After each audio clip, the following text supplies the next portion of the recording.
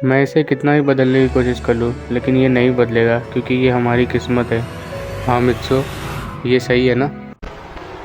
मैं कहाँ पे हूँ और ये कौन सी जगह है? मित्सो, तुम सबको बचा लोगे ना?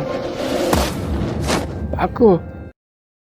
डोरेमोन नोबिता इतिहास में 11 साल पीछे जाते हैं ये जानने के लिए कि आखिर एक्स कौन था और कहाँ से ये सब की शुरुआत हुई थी।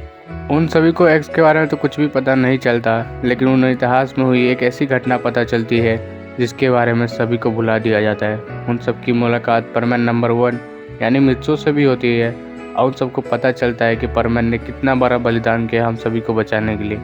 लेकिन जब उन लोग को पता चलता है कि फ्यूचर में किसी को भी याद नहीं कि परमैन नंबर कौन था और परमैन क्या कभी एग्जिस्ट करता भी था, नोबिता को यह बात सुन के बहुत बुरा लगता है कि परमैन ने हमारे लिए इतना बड़ा सेक्रीफाइस किया। तो डोरेमोन से कहता है क्या हम परमैन को पाको से मिला सकते हैं? डोरेमोन कहता है ये करना पॉसिबल तो है पर हमें समय में और पीछे जाना होगा। फिर नोबिता, डोरेमोन और बाकी सब समय में पीछे जाते हैं ये जानने के लिए कि आखिर परमैन नंबर 3 पाको कौन थी, और यहीं पे हमने उस एपिसोड की एंडिंग कर दी थी। तो चलो देखते हैं क्या नोबिता डोरेमोन परमैन नंबर 3 यानी पाको के बारे में कुछ जान पाते हैं या नहीं। इस समय नोबिता, डोरेमोन और बाकी सब टाइम मशीन में बैठ के इतिहास में 2 साल और पीछे जा रहे होते हैं। नोबिता डोरेमोन से कहता है डोरेमोन तुम्हें कुछ आइडिया है मिस पाको कैसी दिखती होगी? डोरेमोन कहता है मैंने भी परमैन के बारे में कभी नहीं सुना और उनका जिक्र तो मुझे कभी हुआ ही नहीं। फ्यूचर में भी परमैन के बारे में कोई बातें नहीं करता, इसलिए मुझे पता नहीं है कि पाको कैसी दिखती होगी। और मुझे तो ये भी नहीं पता था कि परमैन नाम की कोई चीज़ 11 साल पहले भी थी। कुछ समय टाइम मशीन में बैठने के बाद सभी लोग पहुंच जाते हैं 2 साल पीछे। नोबिता डोरेमोन से कहता है डोरेमोन ये शहर तो बिल्कुल ही अलग लग रहा है। डोरेमोन कहता है हाँ, क्योंकि ये 2 साल और पीछे आ गए हम लोग, लेकिन यहाँ पे परमैन और पाको को ढूंढना बहुत मुश्किल होने वाला है क्योंकि हम जानते नहीं है परमैन कहाँ से है और क्या करते थे। हमें सिर्फ उनका नाम पता है, ना कि उनकी फैमिली का। तभी सुजुका कहती है डोरेमोन कोई ना कोई तो जानता ही होगा परमैन नंबर 1 को, हम उन्हीं से पूछ लेंगे आखिर परमैन नंबर 1 कहाँ पे ज़्यादातर समय बिताते हैं। सुजुका के कहने के मुताबिक बाकी सब आसपास में बिखर जाते हैं और पूछने लगते लोगों से कि आखिर परमैन नंबर 1 कहाँ पे ज़्यादातर दिखाई पड़ते हैं। उन सभी को पता चलता है कि मित्सो सुआ नाम के लड़के के घर पे परमैन आता जाता रहता है। तो सभी कहते हैं परमैन अपने घर पे ही आते जाते रहते हैं, पर किसी और चीज़ से या दूसरे नाम से। फिर वो सभी लोग मित्सो का घर ढूंढने लगते हैं। कुछ समय चलने के बाद जब उनके पैर हाथ दर्द करने लगते हैं, वो सभी लोग मित्सो के स्कूल लगा के रुक जाते हैं और कहते हैं कि थोड़ी देर हमें ब्रेक लेना चाहिए। वो सभी ब्रेक ले ही रहे होते हैं कि तभी स्कूल की बेल बज जाती है और स्कूल की छुट्टी हो जाती है। उसी वक्त परमैन यानी मित्सो स्कूल से बाहर निकल रहा होता है और सुजुका मित्सो को देख लेती है और कहती है डोरेमोन ये परमैन नंबर 1 ही है ना? वैसे ही शक्ल है। डोरेमोन कहता है हाँ ये परमैन नंबर 1 ही है, और बाकी सब भी मित्सो को देखने लगते हैं। मित्सो उनको देख लेता है लेकिन मित्सो को उनके बारे में कुछ पता नहीं होता। मित्सो बस कह रहा होता है ये मुझे ऐसे क्यों देख रहे।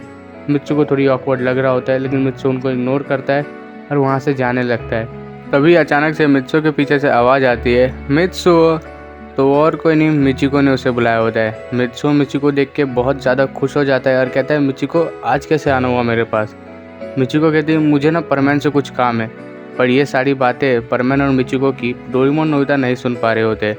नोबिता डोरेमोन से कहता है डोरेमोन क्या यही लड़की हो सकती है परमैन नंबर 3?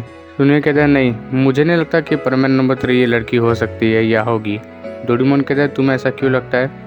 सुनियो कहता है जब परमैन नंबर 1 बात कर रहे थे परमैन नंबर 3 के बारे में तो उन्होंने उनके कैरेक्टर के बारे में भी बताया था, उनका कैरेक्टर उनका नेचर कैसा है। और ये सभी को देखने के बाद मुझे नहीं लगता ये लड़की सच में होगी वैसी, क्योंकि ये लड़की जैसी दिखती है वैसी दिख नहीं रही है मुझे और बहुत ही अलग दिख रही है। नोबिता कहता है तुम ऐसे कैसे कह सकते हो किसी को भी पहली नज़र में देखने से? सुनियो कहता है मुझे इंसान को परखने की बहुत अच्छी नॉलेज है। मेरे पापा एक बिजनेसमैन है तो मैं जानता हूँ कौन इंसान किस हद तक और कैसा हो सकता है। हमें परमैन नंबर 3 को ढूंढना होगा जल्द से जल्द, और हमारा दूसरा काम भी अभी रुका पड़ा हुआ है, एक्स के बारे में जानना है हमें। नोबिता कहता है हमें जल्द से जल्द परमैन नंबर 3 को ढूंढना होगा। फिर वो सभी लोग पाको को ढूंढने लगते हैं पर पाको उन्हें कहीं भी नहीं मिलती। इनफैक्ट 1 क्या 2 दिन भी बीत जाते हैं लेकिन उन्हें परमैन नंबर 3 के बारे में एक भी क्लू नहीं मिलता। हम मित्सो को देखते हैं जो अपने रोबोट के साथ बैठ के बातें कर रहा होता है अपने घर में। मित्सो रोबोट को कहता है पाको को बहुत दिन हो गए ना, वो अभी तक वापस नहीं है, आखिर वो कब आएगी? मैं मानता हूँ अमेरिका गई है पर बहुत समय हो चुका है और उसके टीम में ना होने से बहुत लोड पड़ रहा है मुझ पर। जल्द से जल्द ये लड़की वापस आ जाए बस। रोबोट कहता है वो अपने काम से गई है तो शायद थोड़ा लेट हो सकता है उसे आने में। डोरेमोन ने मित्सु के घर के ऊपर एक सैटेलाइट छोड़ दी होती है, जिस वजह से वो मित्सु के ऊपर नज़र भी रख पा रहे होते और उनकी बातें भी सुन पा रहे होते। नोबिता डोरेमोन से कहता है, डोरेमोन, मिस पाको तो अमेरिका में और हम जापान में उन्हें ढूंढ रहे, तो हमें कैसे मिलेगी। जियान कहता है हमें तुरंत अमेरिका निकलना चाहिए।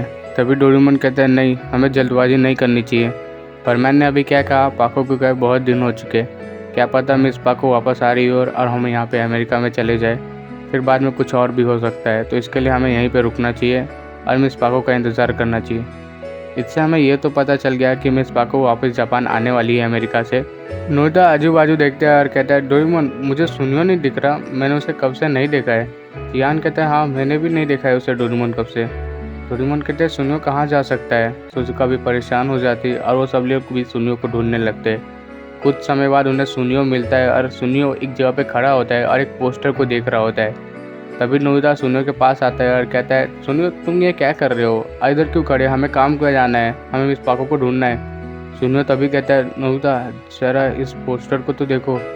नोबिता जैसे उस पोस्टर को देखता है तो कहता है वाह मुझे यहाँ पे जाना है। सुनियो कहता है हाँ मुझे भी। तभी वहाँ पे जियान आता है और कहता है तुम दोनों यहाँ पे खड़े होकर क्या कर रहे हो, हम सब परेशान हो रहे।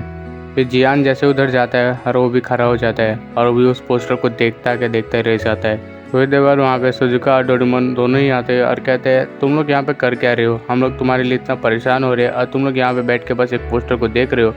तभी नोबिता कहता है सुजुका ज़रा इसकी तरफ तो देखो। फिर वो दोनों भी देखते हैं तो कहते हैं क्या मित्सुमिरे का कॉन्सर्ट जापान में, क्या मित्सुमिरे बचपन से इतनी फेमस थी। सुनियो कहता है तुम्हें नहीं पता, मित्सुमिरे बचपन से एक बहुत अच्छी एक्टर, सिंगर और एक आइडियल रही है। उन्होंने अपनी लाइफ में बहुत स्ट्रगल किया है, तब जाके उन्होंने इतना बड़ा मुकाम हासिल किया है। उनकी ऑटोबायोग्राफी और उनकी स्टोरी मैं पूरी पढ़ चुका हूँ और सुन चुका हूँ, उनकी स्टोरी लाजवाब है। नोबिता कहता है मुझे कॉन्सर्ट में जाना है। डोरेमोन कहता है नहीं हम नहीं जा सकते।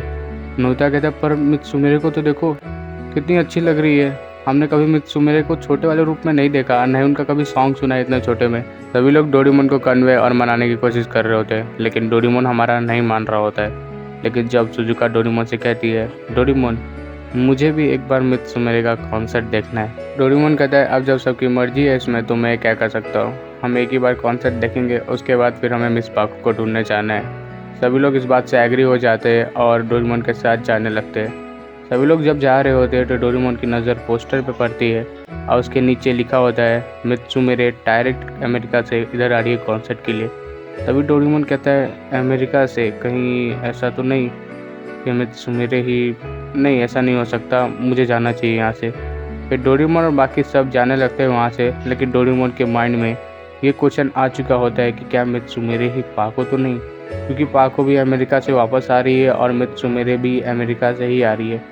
ये कोइंसिडेंट भी हो सकता है या फिर मेरे मन का वहम, कुछ भी हो सकता है। डोरेमोन बस यही सोचते हुए जा रहा होता है वहाँ से।